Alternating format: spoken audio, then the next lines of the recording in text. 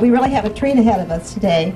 We have Dr. Hedges, who I've dubbed as Orange County's Freud, and he's going to present the theory on the organizing level issues. And we've got Joyce Hulgas, who's going to give us the clinical material and make it come alive. So it's really going to be a good day. Now it's my pleasure to introduce to you Dr. Ronald Hers.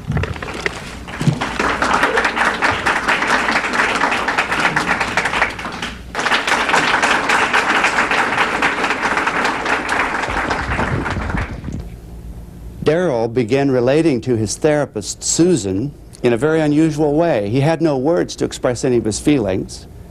He didn't have experiences like most of us have, but he could come and sit quietly, and a picture would form. So for some months, they related in pictures. He would come in, not knowing what to tell her, and he felt very frustrated. He said, "I don't know what to say." After a period of time, she got very comfortable with it. She said the atmosphere was like going into a room of people meditating, a lot of strange energy that you didn't know. You knew something very important was happening, but you didn't know what it was. And so, in time, she got used to the images. She described him, she's a bioenergetic therapist, and she describes him as having a schizoid body type. A schizoid body type is elongated with the energy, life energy is not in the limbs, not in the feet, not in the hands.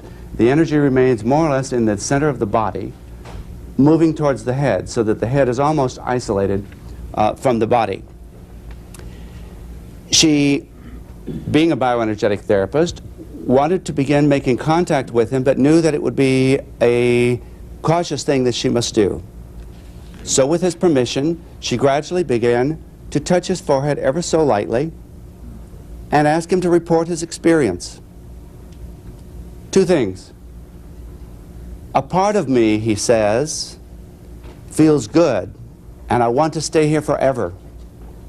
I never want to leave. Another part of me says it's not real. I don't feel your touch. It's not happening. He was 45 years old, had been married for 20 years. The marriage was childless.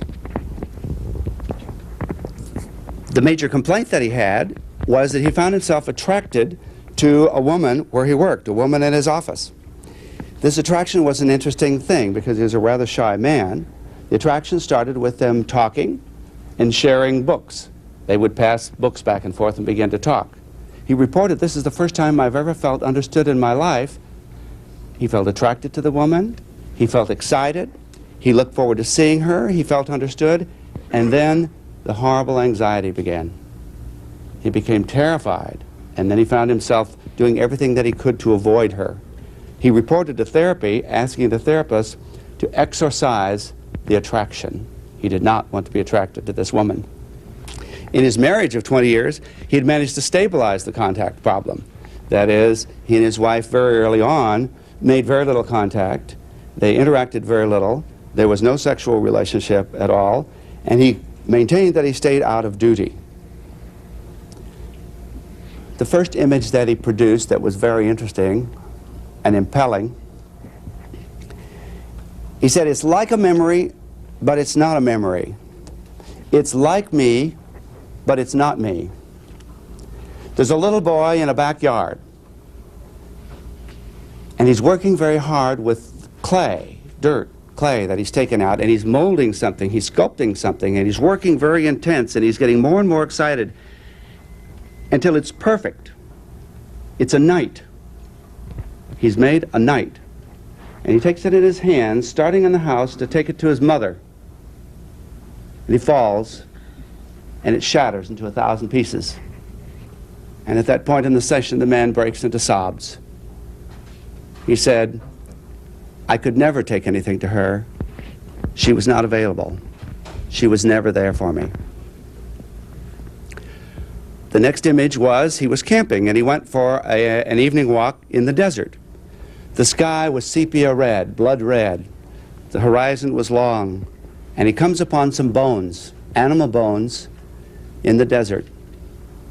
And he looks at the bones, and he begins sobbing.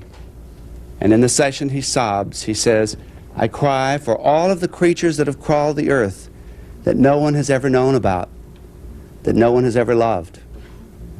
And he cried again with his therapist.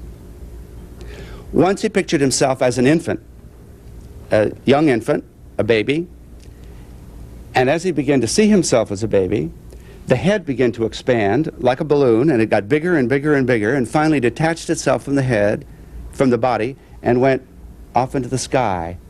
Very ugly, he says, very ugly. We couldn't ask for a nicer picture of the schizoid body type, could we?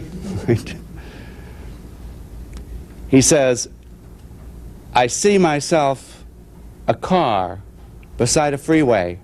All of the other cars are moving, they're going back and forth, they have motors, they know how to run. My car looks all right from the outside, it looks the same as all the others, but there's no motor in it. It doesn't know how to run.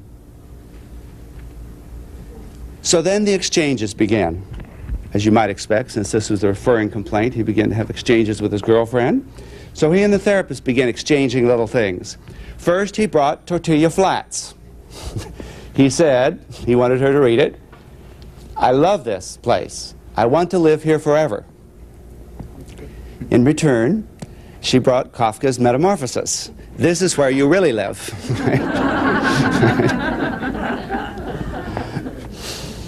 Then he brought in music, Harry Chapin's music. There were several cuts that had a lot of special meaning to him. The first cut, The Sniper. You've probably heard it. I can't sing it for you, I'm sorry. The Sniper, of course, records the event at the University of Texas, the man in the tower that shot 37 people. And so the music goes on with the shots in the background. Mother, I wanted you to love me. I wanted you to nurse me. I wanted you to be there. Mother, I cannot forgive you for your blindness. Mother, I hate you.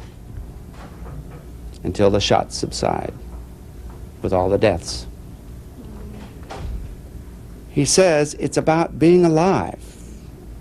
If I touch you, I know that I'm alive. If you touch me, I know that I'm alive. In this case, if I kill you and you kill me, then I know that I've been alive. The next cut he liked from Harry Chapin was called Burning Herself. The therapist wasn't quite sure exactly who was being burned. Was this his mother? Was this his wife? Was this his girlfriend? Was it the therapist? Of course, it was himself. He explains that he burns himself with cigarettes, and the reason is that there is so much pain on the inside, if he can feel the pain on the outside, he knows that he's alive. He burned all things in his office that were personal. Photographs, fountain pens, anything that bore any resemblance to him as a human being. He says, there's nothing personal inside, there shouldn't be anything personal outside. She was, of course, worried about suicide, but it seemed as though he was not suicidal, but more the kind of person who would wither and die, perhaps cancer, perhaps some other kind of fatal disease, because there was no will to live. So then came the day, he came in a little depressed one day, and he says, I had a dream within a dream. In the second level of the dream, he says, I was at work, and we were producing an opera. One of my colleagues was trying to introduce me to her sister. I kept trying to avoid them. I went everywhere I could trying to avoid them. I felt like I was a fish in one of those nets. You know, the spiral nets, the traps where you go, and I was backing further and further away so that I could never get out. And finally she trapped me and she cornered me, and she introduced me to her sister, Amelia. I woke up terrified to the first level of the dream. At the first level of the dream, I heard a harsh woman's voice calling me. I didn't know what to do. I thought, it's my mother's voice. Then I thought, no, it's my wife with my mother's voice. And I was once again afraid and woke up. When I heard the dream, I immediately thought of Amelia.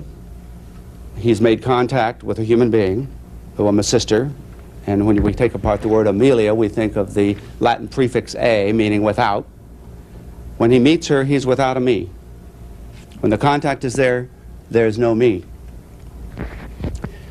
He associated to opera. Opera is the most useless thing in the world.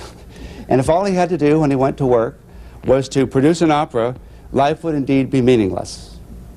At that point he said, today at work was particularly meaningless. I was feeling particularly useless, and I was feeling depressed about it, and I left a little bit early. I went to a restaurant to have dinner before I came to my session.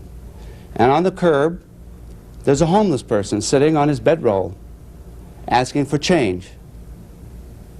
I said to him, would you like to have dinner with me? He says, no, thanks. I've had breakfast.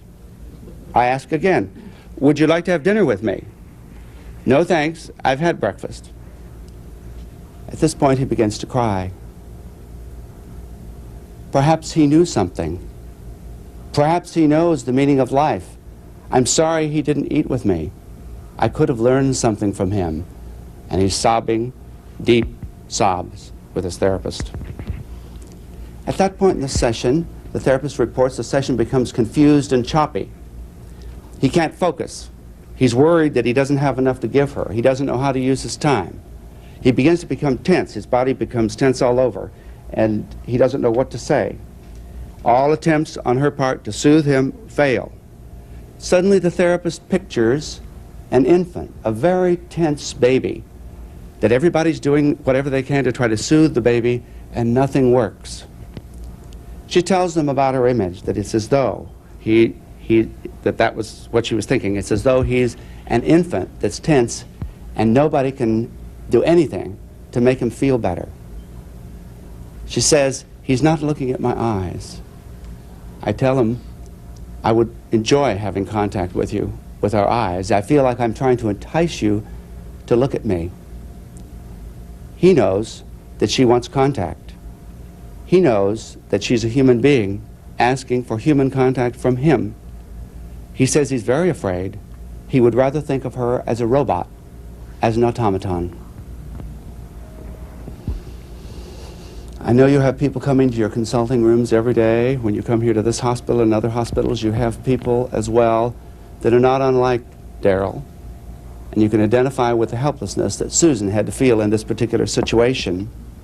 When a person experiences themselves as a shattered statue, as a knight in shining armor trying to take himself to mother, but then at that point, just at the point of contact, he falls apart.